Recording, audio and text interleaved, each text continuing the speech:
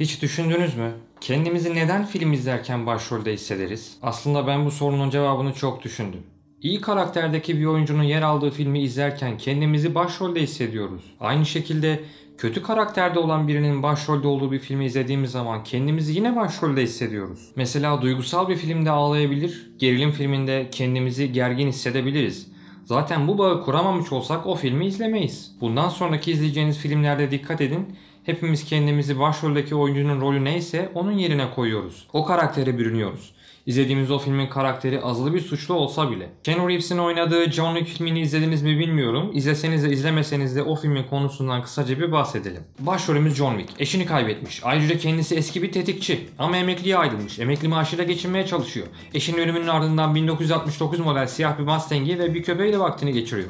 Sonra Mustang'ini çalıyorlar. O Mustang'e dokunmayacaktınız. Üstüne bir de köpeğini de öldürüyorlar. O köpeği hiç öldürmeyecektiniz. Ona bunu yapanları bulmak için kendisini tekrardan avcı konumuna geçiriyor. Ve yaptığı tetikçilik işine devam ediyor. Ve 4 film serisi boyunca tamamen bu film insan öldürmekle geçiyor. Ayrıca en çok izlenen filmlerden birisi bu. Peki o zaman bu film çekimi esnasında John Wick rolündeki o Keanu Reeves siz olsaydınız, karşınızdaki insanların gerçekten sizin elinizdeki silahla vurulmuş gibi yere düştüğünü görseydiniz, sette bunu hissetseydiniz, düşüncelerinizde bir şey değişir miydi? Yani Keanu Reeves gerçekten o insanları öldürüyormuş hissine kapılıp bundan zevk almış olabilir mi? Ya da tam aksine kötü hissetmiş olabilir mi? Ürkütücü değil mi? Bence hayır demeden önce bir düşünün. Çünkü bununla alakalı yapılan bir deney var.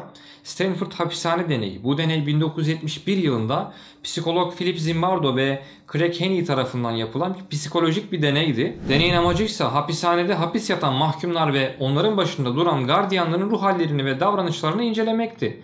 Bu yüzden hapishane ortamının her yönden gerçeği andırması gerekiyordu ve demir parmaklıklar, hücre odası, tadına alışılması zaman alan hapishane yemekleri. Rastgele seçilen bir kısım insan hüküm giymiş birer mahkum gibi hapishanede yaşayacak, diğer kısım insanlar da mahkumların başında duran gardiyanlık görevini üstlenecekti. Deney başladı. Değil birkaç ay, sadece birkaç gün içerisinde gardiyanlar mahkumlara hızla kötü muamele yapmaya başladılar.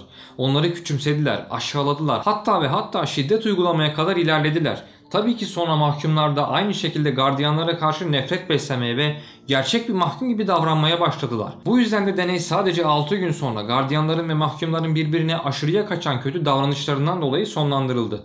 Aslında bu deney şunu açıklıyordu. İnsanlar belirli bir role büründüklerinde, yani onlara yeni bir görev verildiğinde değişiyorlardı. Sizinle aynı yerde çalışan, çok sevdiğiniz birinin iş yerinde kıdem almasından sonra kaba ve kırıcı bir role bürünmesi gibi. Güçlü olanın güçsüz olanı ezmesi gibi. Devam edecek olursak işte insan gördüğü, duyduğu ya da maruz kaldığı her ne varsa ondan etkileniyor. Çocuklar çizgi film izleyince ileride bir süper kahraman olmak isteyebilir. İzlediği bir çizgi film karakteri bile onun ileride hayatını insanlara iyilik ya da kötülük yaparak geçirmesini sağlayabilir. Aynı şekilde bir babanın çocukları zalim olabilir. Gerçekten öyle değil mi? Bağımlı olan bağımlılarla, hırsızlar hırsızlarla, küfredenler küfredenlerle, iyiler iyilerle, kötüler kötülerle beraber değil mi? Nasıl insanlarla arkadaşlık kurduğunuza bakın. Onlara hiç benziyor musunuz? Onlarla hiç ortak yönünüz var mı? Tabii ki var. Eşimle ve kızımla beraber 10 gün kadar bir köy tatiline gitmiştik ve eşimle ben ister istemez orada konuşan insanların şivelerini edinir olduk. Tabii ben bunu kesinlikle istemiyordum. Çünkü YouTube videolarımı yayınladığım için doğru bir şekilde konuşabilmek benim için önemliydi. Bu yüzden de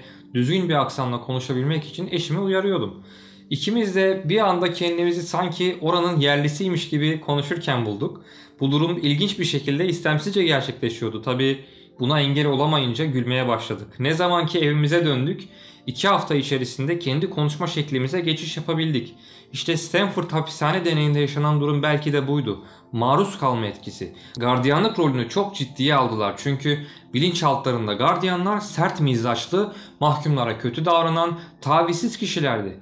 Mahkumlar ancak bu şekilde kontrol altında tutulabilirdi. Belki de mahkumlara bu şekilde davranmalarının sebebi izledikleri bütün filmlerde gardiyanların bu şekilde sert mizaçlı, acımasız olmasıydı. Bu yüzden bir deneyde bile gardiyan rolündeki çoğu kişi suçlu rolündeki insanlara kötü davranmaya başladılar. Deneyden sonra neden böyle yaptıkları sorulduğunda aslında kendileri de bu duruma şaşırdılar. Çünkü böyle olmasının doğru olduğunu düşünmüşlerdi.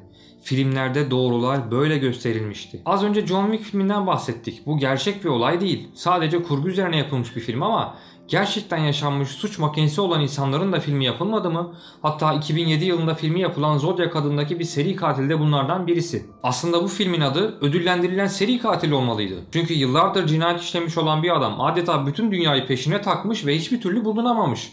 Bu adamın yaptıklarını takdir edercesine bir de üzerine bu adamın hayatını filme almışlar. Tabi bu kişi filmi yapıldığında ölmüş olsaydı bu filmin onun için bir ödül olduğunu düşünmezdim ama düşünün, bu film yapıldığında bu adam hayattaydı. Hatta adını dahi asla öğrenemediler. O kendisine Zodiac denmesini istediği için ona Zodiac katili dediler. Belki de Zodiac onun için yapılan bu film yayınlandığında o filmi izlemeye sinemaya gitti. Bu büyük bir ihtimal. Kendi adına yapılan bu filmi belki de patlamış mısırını ve içeceğini alarak izledi. Belki de yaptıklarıyla gurur duydu. Sonra tekrar öldürmeye devam etti.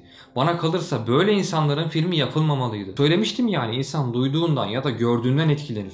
Bu arada Zodiac katili dediğimiz adam geçen yıl yakalandı. Mesela Pablo Escobar da öyle değil mi? Dünyanın en büyük uyuşturucu baronu. Çocukluğumda kızı üşüdüğü için 1 milyon dolar yakan adam olarak bilinirdi. Öğrendim ki 1 değil 2 milyon dolarmış. Ne büyük bir kahraman değil mi? Örnek bir baba. Geçen yıllarda Pablo Escobar'ın da hayatını anlatan bir film yapıldı. En azından onun filmi öldüğü zaman yapıldı.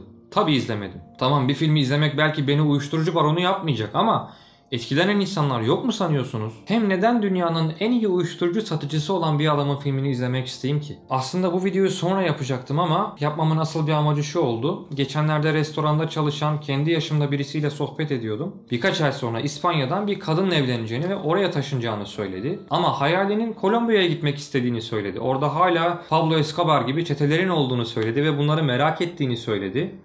Bu çok garip geldi bana. Yani insan neden böyle bir şey istesin?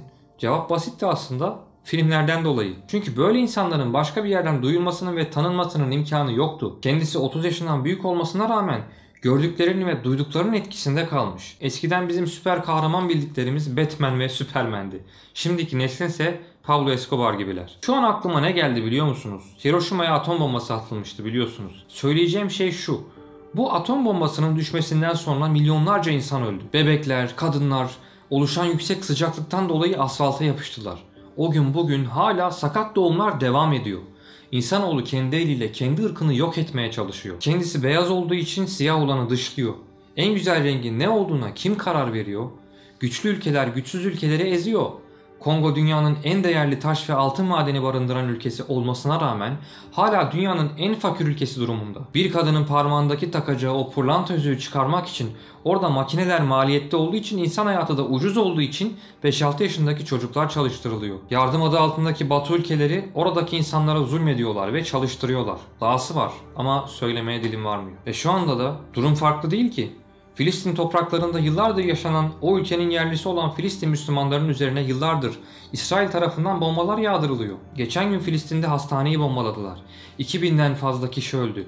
Bunların çoğu kadın ve çocuk. Hastaneye sığınan çoğunluk bebek ve kadınlardan oluşuyordu. Ve yine acımadılar. Filistin'deki bütün internet bağlantısını kestiler ve orayı gece boyunca bombaladılar.